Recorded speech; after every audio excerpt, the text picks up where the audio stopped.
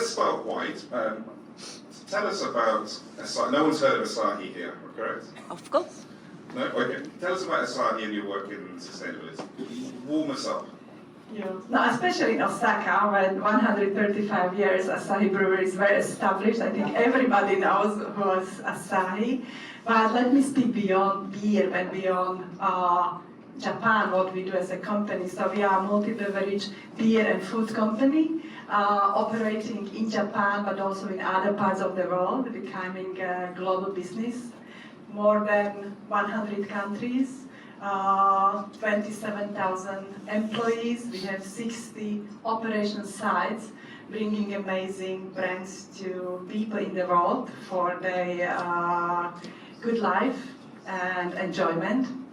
And what is very important, what I'm very proud of, is that the way how we do it is to be sustainable. So making profit for our shareholders, but also with positive impact and sustainability, and our very ambitious goals, especially the decarbonization, being net zero by 2040 for scope 1, 2, and 3, brought us to work with Ibex and to look for solutions which we don't know about, which we don't have available either in our business, through our R&D, or through our partners within the infrastructure.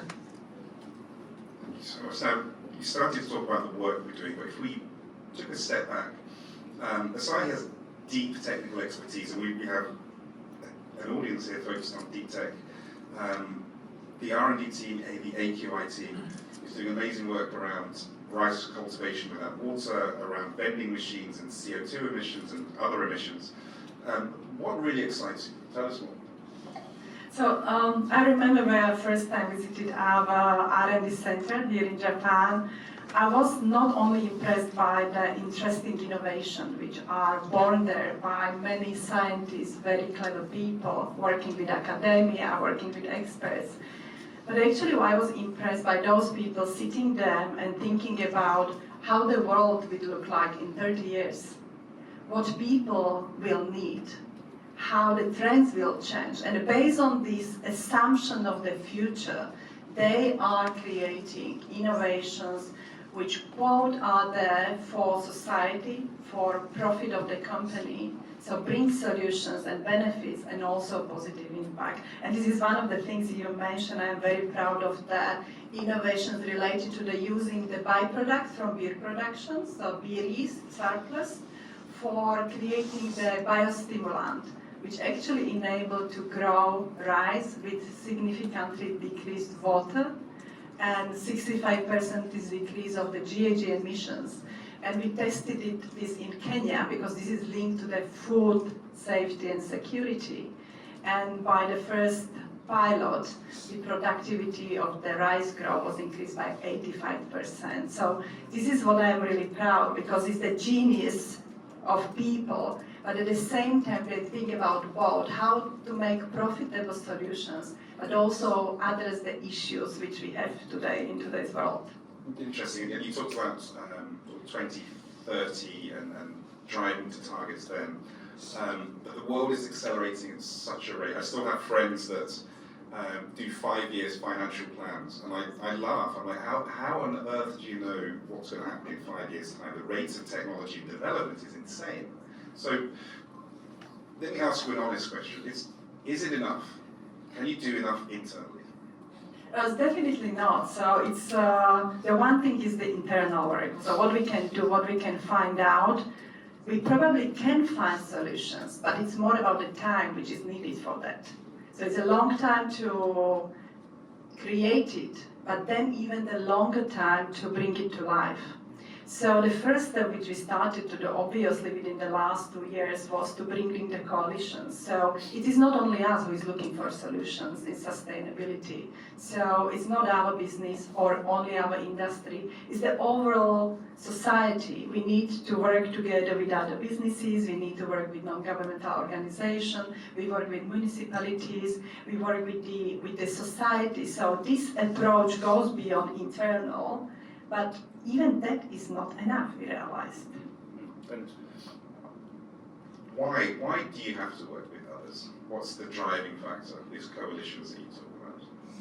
Because the issue is bigger than what one business or one industry can resolve. So the many changes within the sustainability are about the transformation, about the infrastructure changes. So if only we would like to move from the fossil fuels to renewable sources of the energy for decarbonization of our life, industry, everything, this actually requires to do the structural changes. So you need to change legislation, you need to change the industry. So how you transport profitably, because you can't just change from one day to another day, from moving from the fossil fuel to renewable energy. So how you can do that? So, and for that, this you can't resolve yourself. You can probably in your manufacturing side decrease water consumption or energy consumption and to get to some results.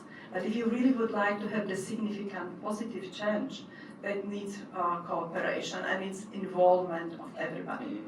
If we put the magnifying glass on the venture economy and the work we've done in startups, corporations, not Asahi, all corporations struggle with risk and speed and sometimes ambition. In your work with startups, what are the 2 or 3 practical examples that you can give that overcame those struggles? So I think that's another level of the journey, as I said. So you try internally with everything, then you try to build coalition, and then you try to look what there is else, what could help. And this was our way of the looking of, okay, so let's go to the venture capital business. Let's see what the startups could do. Can they find a solution for us, short-term, long-term? So what they know, what we don't know. And there were few enablers, but there were also some barriers at the beginning. So first of all, we believe that we do best what we do. So how somebody else who hasn't been the brewer for 40 years would be able to bring solution which is better than what I know. And I know the feeling personally because I have been with business for 25 years. So I feel that I know the business. So just to be able to say that there can be somebody who is startup who never ever did anything about brewing beer, that they are able to bring some new ideas which can help us. So I think that was the first thing, that level of the trust. And what helped us a lot in this achieving that trust or open us for trust was the survey. So at the beginning we did the survey among our people, the leaders, what is our status related to the openness to innovations, different ways of working, cooperation with startups. And it was like the mirror, where you see actually that there are so many interesting ideas outside, but we are very close, and probably we should try. We were curious, so that we set that level of the curiosity about the people, so that let's try. But before that, what was very important was alignment on purpose, and that's I realized that in Japan even more than in any other country, to understand why we do what we do, what is the purpose of these actions, is actually very important enabler for people to start thinking about solutions and open for new things. You've touched on so many points, and when I listen to you there, I think about the importance of leadership. And Katsuki-san is curious and very behind many of these things. How important is leadership in terms of making these happen? Because I've seen it so often that if it's not invented here, we're not interested. So how do we get over that? I absolutely would say that for us, there was a change in all the situation when I came with a proposal to start different things. I was looking for support from leadership team, and our CEO, Katsuki-san, is a big supporter of the sustainability in business, but also very open to try new things, new solutions.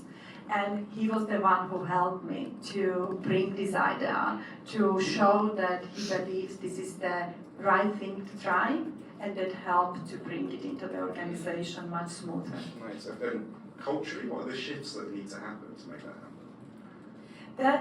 I think the biggest shift I saw was linked to cooperation, because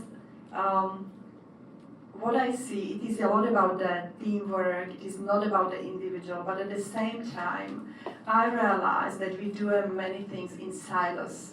So there is R&D department doing this, and supply chain doing this, and there is the marketing department doing this, and that working together towards one shared goal, so that we all try to achieve it, was very important shift, because we changed the overall structure, we changed the governance for this project because we needed to go quicker. We couldn't align with the existing governance and approval system. So just to achieve the quick decisions, we created a special governance. So that was the enabler, but in that special governance, it was not about the function, but function having their roles. It was the very defined responsibilities together. I know we had half the ExCom meet every month with us, from representing most of the company actually. All the ExCom, the leadership team on the global level, and this was outside of the regular meetings, of the ExCom meetings. So we really agreed the different governance process for this, because we needed to make a quick approvals. We wanted to invest.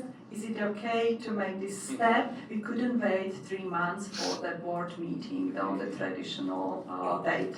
No, exactly, and I think we had to be very sensitive as well, because a culture and a company operates at a certain pace, and if you try and come in and think of it as we have the answer, it's going to be pushed through in a few weeks because speed is important, it's going to fail. And there was a lot with Namawashi and the work that we did. And that's another thing. It's like this is only the beginning, and that's also the learning that more we engage at the beginning with everybody, more important, because at the end we created or we connected with the startups who have exciting ideas which potentially can bring a different way of decarbonization of heat in our manufacturing sites. But it is not me or our external partner who is going to test these solutions in our manufacturing site to life. It's actually people in these manufacturing sites. So they have to be part of the process from the beginning. They have to be part of the decision. They are the experts. They know if this could work or not, if they will be able to test it in their sites or not for any reason. So yes, there is having the process which will be accelerating and achieve speed, but at the same time, inclusion of all people is very important, even more important than any standard project. Correct, because it's such a mind shift or cultural change. Now, we called the program the Asahi Sustainability Innovation Platform. Tell us a little bit, I haven't really mentioned what it is, tell us a little bit more about what it is and why it's different to normal innovation efforts. So for us, it was about the stage of our delivering our sustainability journey when we did very detailed roadmaps for all our key targets related to decarbonization, related to plastic agenda, packaging agenda, related to water. And we realized what by 2030 we can achieve and where are the gaps, where we don't have solutions or existing solutions are not affordable at all. So the first step in this journey before we decided to launch the platform was to realize what we need, what are the exact needs which we have, and then what was important for us to create the space, literally the open space, where we would be able to introduce ourselves, what we are looking for, and call anybody who is on a similar journey, have the same problem, like the other companies, or the startups, ventures, who actually potentially have the ideas which could bring the solutions to these problems. So it was unique and different to other innovations because actually it was the ecosystem. We created the platform, opened the door and invited anybody to join us on this journey who had any interest, either invest in these things, bring solution, or find solutions together with us. And where are you in the journey? What are the results been so far? So we had the two pillars of our program. The one pillar is about looking for the solutions. We are now implementing with two startups the potential solutions for decarbonization, one in Europe, one in Australia, which is more for 2030. And then we are in touch with more companies who we selected for the 2040 targets. So that's the one pillar. We also had a very interesting second leg, which was more about us bringing, this is our issue. So we had a workshop internally, and we identified, for example, that for us the challenge is how to engage with consumers and customers on sustainability agenda. And we went with this challenge within the program, and we were looking for those who could have a brave ideas how to resolve it. I would say we didn't find answers to this question, but we find an interesting ideas there which are really good for our further thinking. Thank you. Let's switch places, not literally. In the last 5 minutes, I want to look at more about the culture of working here in Japan. And Japanese companies are known for long-term thinking, discipline, craftsmanship. But sometimes that also means cautious movement, lack of speed. Why is a new approach necessary now? I think what I see in Asahi, where we see more and more need to be more open to learn from mistakes. So just try things, not to go only with no risk when it is 100% sure, when there is nothing 100% sure, but with a feeling.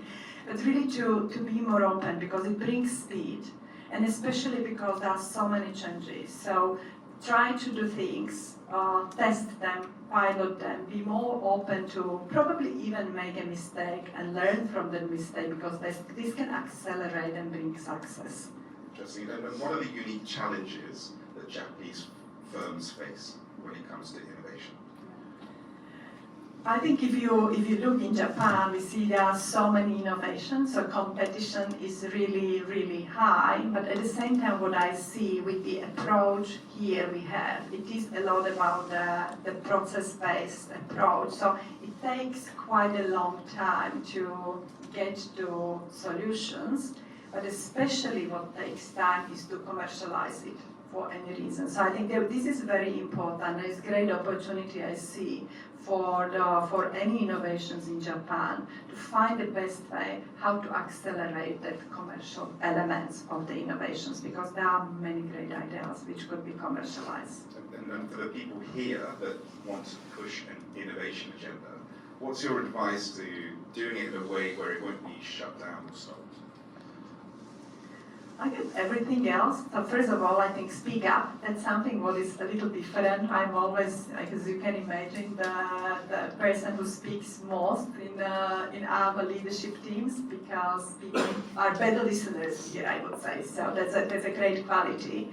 But also speak up, and to bring the courage and be bold in just encourage others and yourself to try new things. So because that's what is needed for finding the solutions, because everything is different, and as you said, it's very difficult to predict what will happen in 4-5 years. So that would be the one thing. And the second thing is this siloed approach, which actually is the issue everywhere. This is not so specific to Japan. So how to ensure that we stop thinking about this is my department or this is my company. For me, the future is in the more purpose-led decisions. So you put the issue at the center. Don't think about your company or your product. Just to put at the center what is the problem or the pain point of your company or society. And then to think about who are the stakeholders, who else also has the same issue or somehow impacted issue. And through this shift of the thinking, that you move to the issue or the pain point, you actually immediately start thinking about different stakeholders and very different solutions. And I think this is the acceleration. But this requires to think beyond the silos, which we naturally have in our structures in organizations or in our life as we think. that's a classic. Start with the problem statement first. Let me ask you, I know we're out of time, the final question for these guys. What's the one thing they should do tomorrow morning to get things done? Tomorrow morning I will start with a good coffee, as it is Saturday, as my usual Saturday. It's got to be tomorrow. But if you think about it, it depends on your role. I would probably say it from perspective of the sustainability leader. So if you have such a role in the organization and you want to accelerate it, I realize that all these roles and all our roles are evolving, and we become more and more strategic integrators and also the coalition builders. So for me, that element of to start to think as a first thing in the morning, who I can work with to find solution, that's actually the key enabler of acceleration of our effort and success. Fabulous. Thank you so much for freeing up your time, spending it with us this afternoon. Very large round of applause for Drahomira, please. Thank you very much.